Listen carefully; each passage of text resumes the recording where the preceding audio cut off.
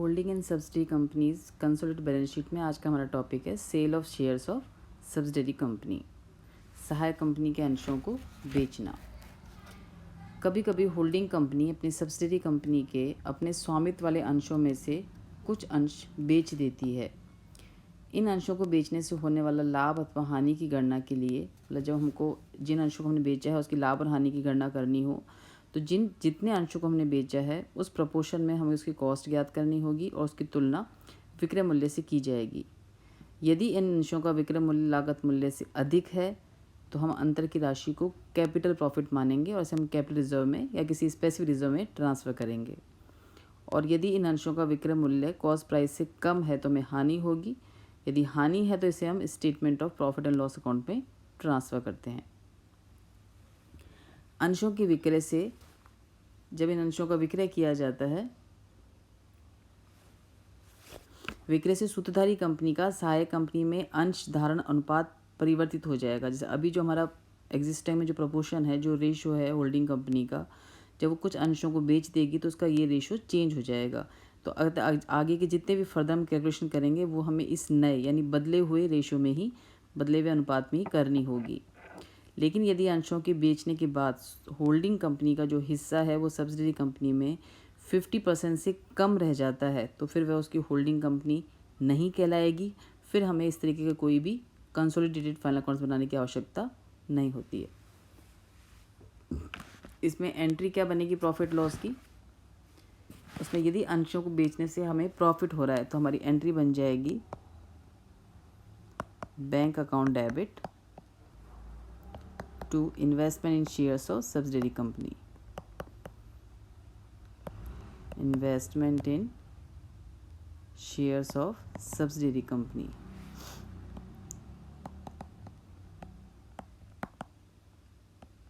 Account and to, चूँकि ये profit हमारा कैपिटल नेचर का है तो उसको हम ट्रांसफ़र कर देंगे कैपिटल रिजर्व में या फिर कोई स्पेसिफिक रिजर्व जो हमने बनाया हुआ हो।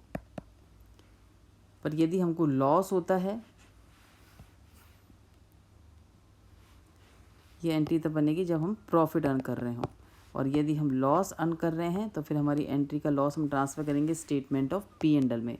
तो फिर हमारी एंट्री बन जाएगी bank account debit statement of profit and loss account debit to investment in shares of subsidiary company, subsidiary company account. यानी प्रॉफिट है तो हमारी एंट्री बनेगी bank account debit to investment in shares of subsidiary company to capital reserve, क्योंकि profit हमारा capital nature का है। पर जब हमको लॉस होगा तो लॉस को हम ट्रांसफ़र करेंगे statement of profit and loss account में। तो हमारी एंट्री बन जाएगी bank account debit statement of profit and loss account debit to investment in shares of subsidiary company. और अंशों को बेचने के बाद आगे के, फर्स्ट तो हमें ध्यान रखना है कि अंशों को बेचने के बाद होल्डिंग कंपनी का शेयर सब्सिडरी कंपनी में 50% से ज़्यादा रहना चाहिए, तभी वह उसकी होल्डिंग कंपनी कहलाएगी। और फर्दर आगे की जितनी भी कैलकुलेशंस होगी उन कैलकुलेशन को हम नए रेशो में, यानी शेयर सेल करने के बाद जो रेशो बनेगा, हमारा जो बचा हुआ रेशो होगा उस रेशो में ही हम बांट के दिखाएंगे। एक एग्जाम्पल लेके देखें। इस एग्जाम्पल में हमें सूचना दे रखी है, इसमें होल्डिंग एंड सब्सिडरी कंपनी की सूचनाओं में हमको दे रखा है, इसके अंदर शेयर कैपिटल है, रिजर्व है, पी&एल के बैलेंसेस दे रखे हैं, करंट लायबिलिटीज़ है, असेट्स दे रखी है, नॉन करंट इन्वेस्टमेंट में आपको शेयर्स दे रखे हैं, नॉन करंट असेट्स है और करंट असेट्स है।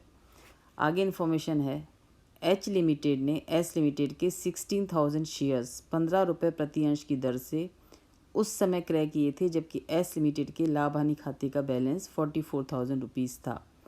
यानी जब होल्डिंग कंपनी बनी थी तब उसने सब्सिडरी कंपनी के 16,000 shares at the rate of 15 पर शेयर की रेट से परचेज़ किए थे। जब शेयर्स परचेज़ किए थे तब जो हमारा बैलेंस था P&L का वो था हमारा 44,000। यानी 44,000 हमारा ओपनिंग बैलेंस हो जाएगा। इसके बाद जो आगे के प्रॉफिट होंगे वो सब हमारे पोस्ट प्रॉफिट कहलाएंगे। 44,000 हमारा प्री एक्विजिशन प्रॉफिट हो जाएगा। और 30 सितंबर 2019 को इन अंशों में से 4,000 शेयर्स को हमने 22.5 की रेट से बेच दिए। तो जिन अंशों को हमने बेचा है इसको की कॉस्ट यानी 15 रुपीज़ से कंपेयर करेंगे और जो भी डिफरेंस होगा वो हमारा प्रॉफिट और लॉस होगा। यहाँ पे चूँकि हमने इसे 15 से ज़्यादा में बेचा है तो हमें प्रॉफिट हो रहा है। इस प्रॉफिट को हमने एक स्पेसिफिक रिजर्व बनाया है, इन्वेस्टमेंट रिजर्व। तो इन्वेस्टमेंट रिजर्व में हमने इस प्रॉफिट को ट्रांसफ़र कर दिया जो बैलेंस में दिखाया हुआ है हमको 30,000 रुपीज़ का।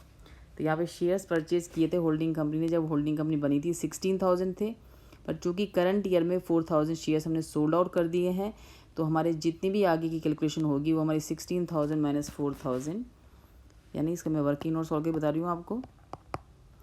क्वेश्चन आपको फिर वही अपने आप ट्राई करना है। मैं सिर्फ आपको जो स्पेसिफिक आइटम्स है, जो नए आइटम्स इसके अंदर हैं, सिर्फ वही पॉइंट्स मैं आपको समझाऊंगी। पुराने सारे पॉइंट्स आपको खुद को अपने आप ट्राई करने हैं और कोई यदि दिक्कत है तो वो मुझसे पूछनी है। वर्किंग नोट्स में जो हमारे पुराना रेशियो था वो 16,000 था, लेकिन 16,000 में से हमने 4,000 शेयर सोल्ड आउट कर दिया तो शेयर बचे हैं हमारे 12,000। सब्सिडी कंपनी के टोटल शेयर्स इशूड हैं वो है हमारे 20,000। तो होल्डिंग कंपनी का जो हिस्सा हो जाएगा share of holding company in subsidiary company जो हमारा हो जाएगा वो यहाँ पर है 60%। तो माइनॉरिटी का जो शेयर हो जाएगा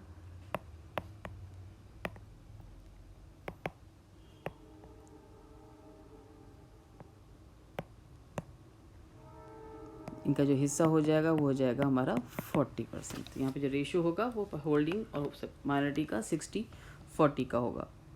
इसमें हम सबसे पहले निकालेंगे net worth.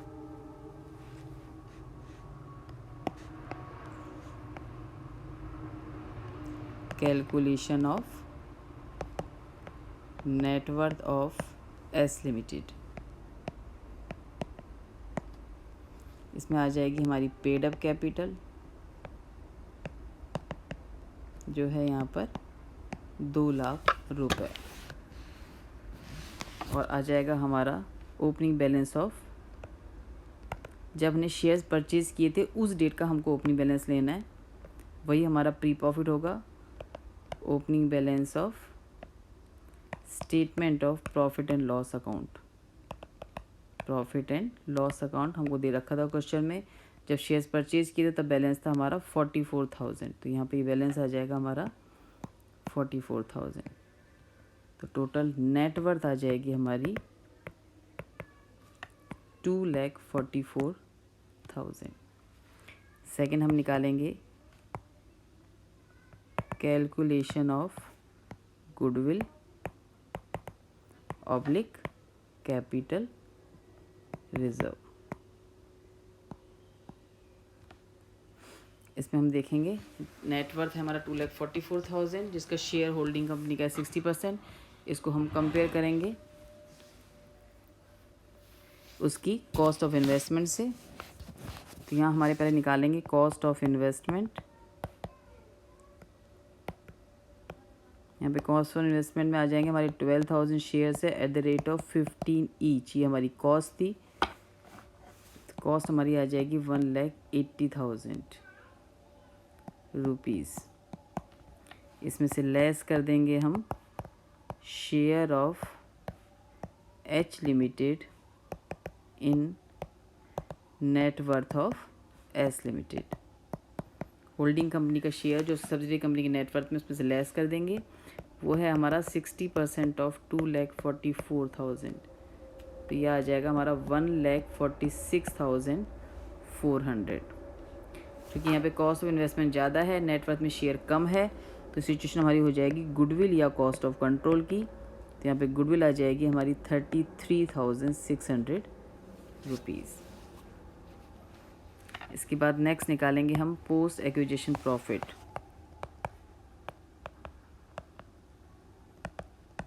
Post acquisition profit of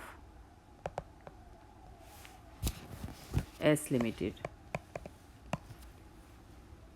तो इसमें एस लिमिटेड का एक तो हमें सरप्लस दे रखा है पुराने सालों का 72,000, एक करंट ईयर का प्रॉफिट दे रखा है 48,000, जो कि शेयर्स पहले ही खरीद लिए गए थे। तो 2019-20 का प्रॉफिट तो हमारा पोस्ट प्रॉफिट में आएगा, और जो अप टू 1 अप्रैल 2019 बैलेंस दे रखा है इसमें 44,000 हमारा प्री है, तो रिमेनिंग हमारा हो जाएगा पोस्ट। तो यहाँ पे हम ले लेंगे बैलेंस था हमारा ओपनिंग 72,000 का, जिसमें से 44,000 उस समय जब शेयर परचेज का ओपनिंग बैलेंस था, तो रिमेनिंग हमारा पोस्ट प्रॉफिट आ जाएगा, यहाँ पर लेस कर देंगे हम, तो ये आ जाएगा हमारा 28,000। इसमें ऐड कर देंगे करंट ईयर प्रॉफिट,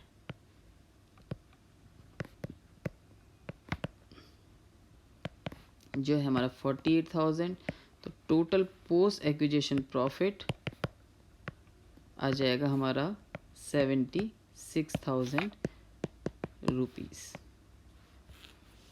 फोर्थ हम निकालेंगे minority share holder interest. Minority share holder interest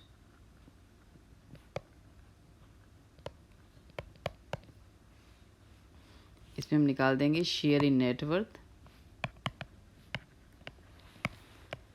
share in net worth of S limited, वो हमारा हो जाएगा 40% ऑफ, हमने नेटवर्थ हमारी आ रही थी 2,44,000, ये हमारी आ जाएगी 97,600। यहाँ पर निकाल देंगे 40% of post acquisition profit. Share in post acquisition profit हमारा जाएगा 40% ऑफ 76,000, तो ये आ जाएगा हमारा 30,400। तो टोटल बैलेंस हमारा आ जाएगा इसके अंदर शेयर होल्डर माइनॉरिटी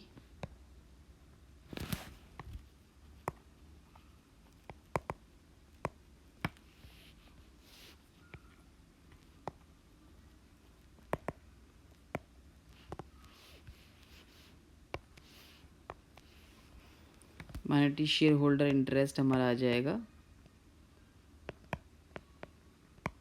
दोनों को हम ऐड कर देंगे तो ये हमारा आ जाएगा 1,28,000 रुपीज़।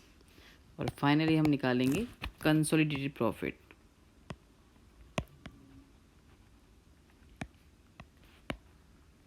इस एग्जांपल में और कोई ज़्यादा फ़र्दर कोई भी आपका एडजस्टमेंट नहीं है, सिंपल आपके सिर्फ एडजस्टमेंट सेल का ही करना है। कंसोलिडेटेड प्रॉफिट हमारा आ जाएगा इसमें ओपनिंग बैलेंस, इसमें आ जाएगा हमारा opening balance of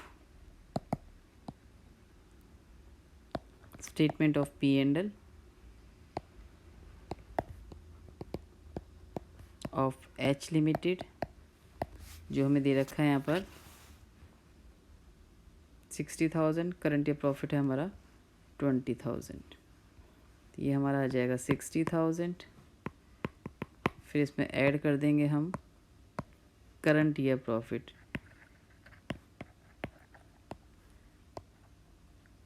current year profit है हमारा 20,000,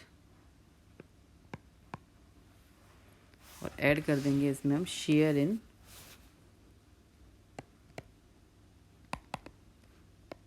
post acquisition profit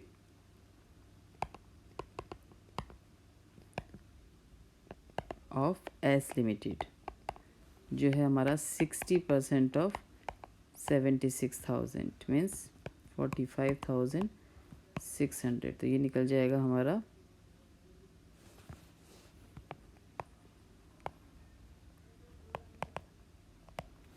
consolidated profit.